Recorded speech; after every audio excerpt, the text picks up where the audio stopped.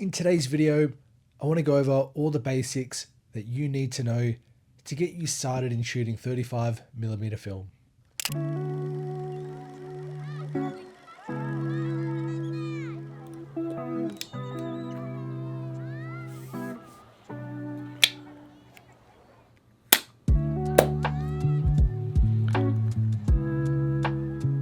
Welcome back to the channel, and if you are new here, my name is Ricky, and in today's video, I want to go over the basics of shooting 35mm film. So let's jump into chapter 1. I want to start off with film cameras. So the three type of cameras that you are most commonly going to see is, first, you've got the trusty point and shoot camera. The electronic components usually take care of most of the guesswork when it comes to film photography. The next popular type of cameras you're going to see are rangefinder cameras. These are pretty popular just due to their form factor and size. And the third camera we're going to talk about is the SLR camera. SLR cameras are probably, in my opinion, one of the best options and also one of the most popular options. The fact that you can interchange the lenses through SLR cameras gives you so much flexibility in terms of different looks, different focal lengths in your images. Also, SLR cameras have the most features, all the way from amateur through to professional. And also, depending on what year your camera was manufactured, I kind of split this SLR section off into two categories. You have kind of your pre-80s cameras, which I classify as more your analog cameras. These cameras are very limited in terms of technology in them. It's usually all mechanical components. You don't need batteries to operate a lot of them. They're all pretty much manual, so like I said, no autofocus, no electronic components, nothing of that nature.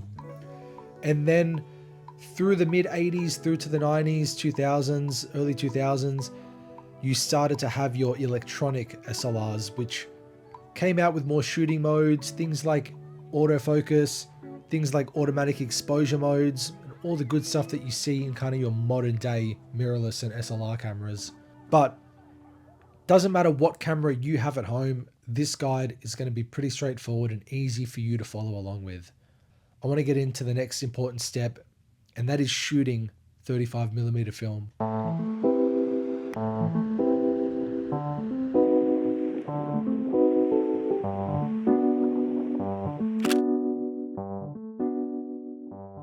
So to begin shooting 35mm film, first you need to pick an actual film. This area, or this topic in general, can be quite daunting for someone who's new to film photography, just for the pure fact that there are so many different films available. Depending where you live, there might be more films available than others, but in terms of buying film, I think you can really be overwhelmed with all the numbers that you see.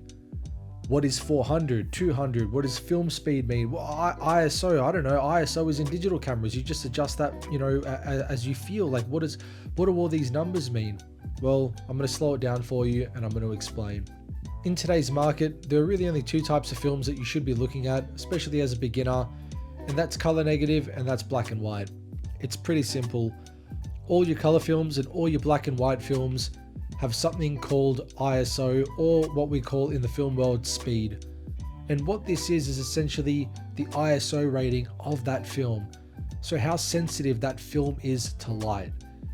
Now, general rule of thumb is the higher the number, say 800, 1600, the better that film is going to be for low light situations, seeing as it's more sensitive to light. And the lower the number on the box, say something like 160, 100, even as low as 50 in some cases, though it's quite rare, and up to 200 is probably going to be better suited for daylight shooting or situations when you have a lot of light. But don't let that discourage you if all you can find is, for example, 400 ISO or 400 speed film. You can 100% shoot that in night conditions and daylight conditions, because the speed of the film really all comes back to exposure. And that is another topic we're going to talk about in just a second. So don't be overwhelmed when it comes to buying film. Really, I would suggest as a beginner is to just buy what's in your budget. Depending where you are in the world, film can get quite expensive. In Australia, you can be paying up to $30 plus a roll of film. If you are someone who is beginning in film photography, you are no doubt going to mess up some exposures. You are going to mess up a couple of rolls. Your beginning few rolls of film are definitely not going to be like your 10th or 20th roll of film. So I would suggest find something cheap, find something affordable, something to get your foot in the door and to start practicing the techniques of film photography. Then when you get a little bit more comfortable, splash the cash on some portrait, splash the cash on some better types of film, and start enjoying the world of film. So now that we've got our film selected, we're going to load our film camera.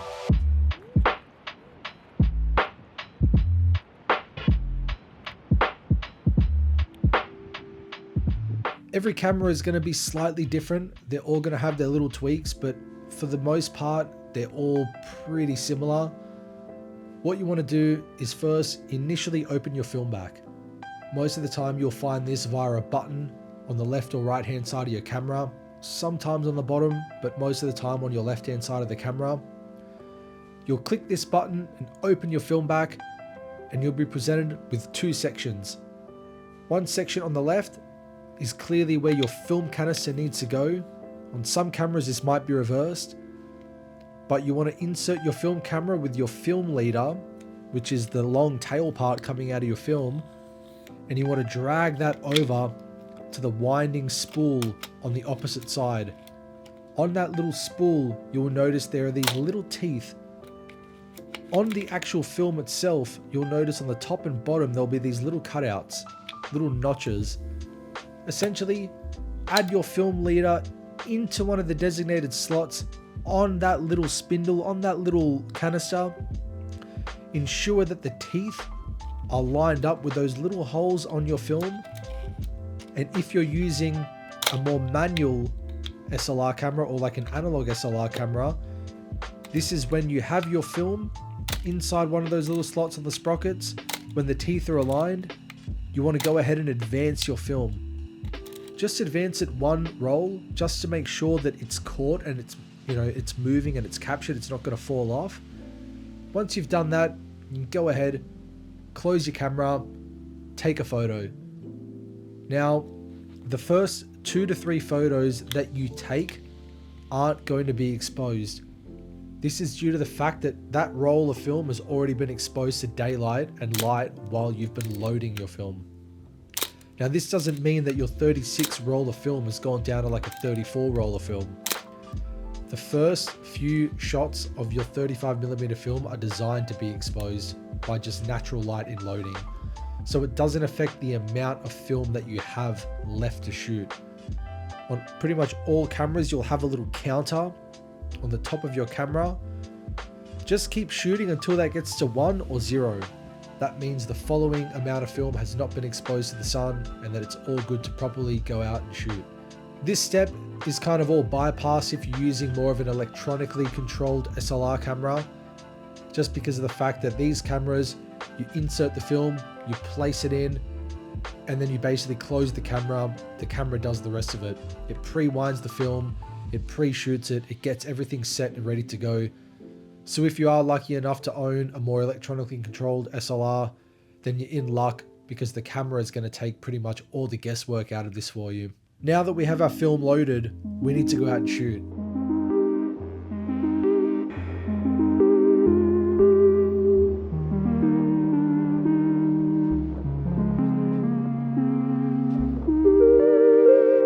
In terms of shooting, there are really only 2 important things I want you to focus on as a beginner. The first is your exposure settings. When it comes to film photography, the aim of the game is correctly exposing your images. If you don't expose your image correctly, then it's quite simple, you've ruined the image. Now, that's not to say you've completely ruined it to a point where you can scrap it in the bin. You might be able to crawl it back a little bit in post or when you get the scans back, but most of the time, when you're taking film photos, 90 to 95+% of the image needs to be done in camera. Film is very different to the sense of digital, where you have very large file sizes after you take photos, and there's so much data in the image that you can correct them and pull them back in post-processing. In film, you really need to make sure that you nail your exposure in camera. Now, what does this mean? Well, there are two ways to achieve this. One is by using an external light meter, something like a handheld external light meter, which, if you're interested on those, I did a previous video explaining how light meters work and explaining the importance of them, which you can go back and watch and check out all the details in that video. Or you can use something like your internal light meter on your camera. The only issue I have with using internal light meters is that depending on the age and the year of your camera, sometimes they might not be extremely accurate, or they might not be working even entirely. So whichever option you're going to use, whether it's your internal light meter or an external light meter, just go ahead and really take the time to check and double check your exposure before taking a shot. So take the time, slow down, double and triple check your exposures. If you are using an internal light meter, I would highly suggest that you go ahead and look up your camera specifically to see how that internal light meter works. A lot of the times you'll see it represented inside the viewfinder of your camera as dials. Sometimes they'll have little pointers as to where your exposure needs to be. Some cameras, they'll be a little bit different. This is one of those things that does kind of change camera to camera. So I would suggest, if you are going to be looking and trusting your internal light meter, maybe do a quick search, look up a user manual, and just make sure that you're across what you're looking at in your viewfinder. And if you're using something like an external light meter, a couple of options. They can get pretty expensive and they can also get pretty cheap in the form of phone apps. I particularly used a phone app when I was first starting film photography. There are a bunch of light meter apps on the App Store, on the Google Play Store. So if you are wanting to get something on the cheaper side of things, free, and there's even some paid versions, I recommend getting a little light meter app. It's something quick you can pull up on your phone, take a quick reading, and most of the time it gets you pretty accurate.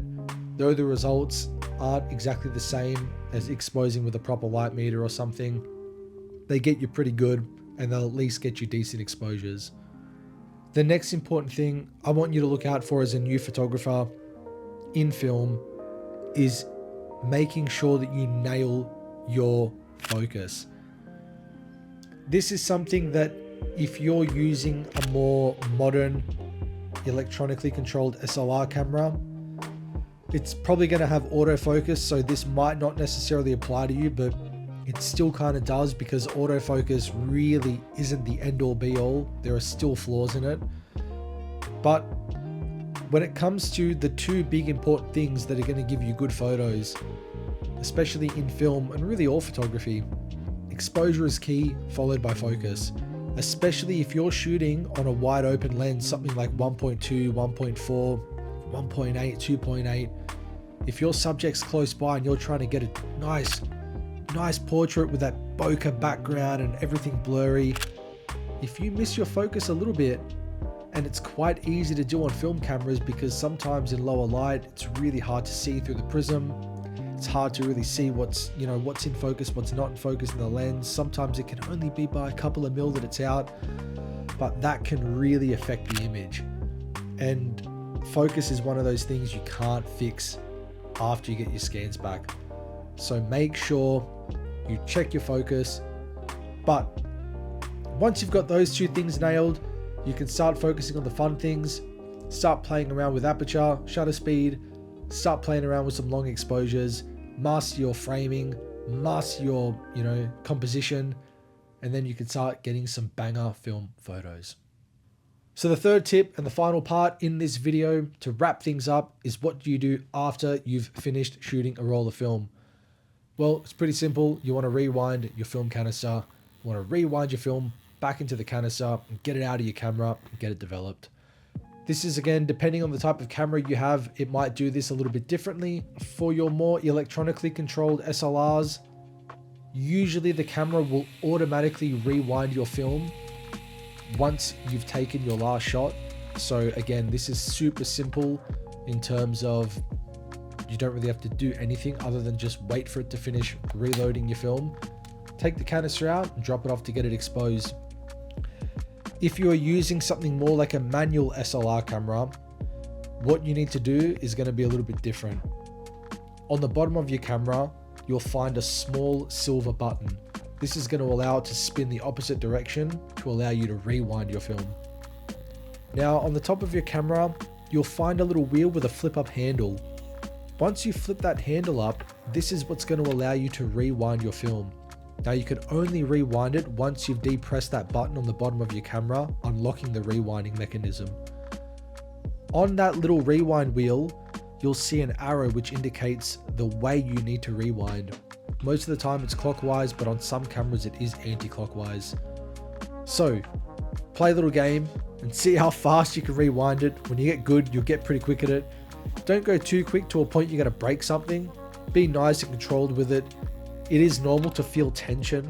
I remember the first time I did it, I thought I was going to maybe break something, but you do feel a little bit of tension. But keep rewinding, and then eventually you'll feel that tension give, and that wheel will start to spin a little bit more freely. That's when you know your film is completely rewound, and you can safely open your film back and remove the canister. From there, it's really just about developing. I recommend just dropping your film off to a lab, unless you have money to burn and you want to develop film yourself and you want to get into that process. That's a video for another time. But go take your film to a lab, get it developed, and enjoy all the photos that you took. But that is my fairly simple and easy to follow beginner's guide to 35mm film photography. You can apply this to point and shoot cameras. You can apply this to analog SLR cameras, to more electronically controlled SLR cameras, to rangefinders, really to any type of film camera. I do hope you found something enjoyable out of this. Maybe it answered a couple of questions for you. This is only one video, which is part of a little series I'm releasing on this channel, which covers a lot more basics and a lot more in-depth parts into film photography, where I go over things like metering, shooting, all sorts of different aspects of film photography. So if this is something you enjoy, be sure to check out some of my other videos. I'll wrap this video up here. That's enough for me. Hope you found something in this video that helped you out. Leave your thoughts in the comments below, and I will see you in the next video. Peace.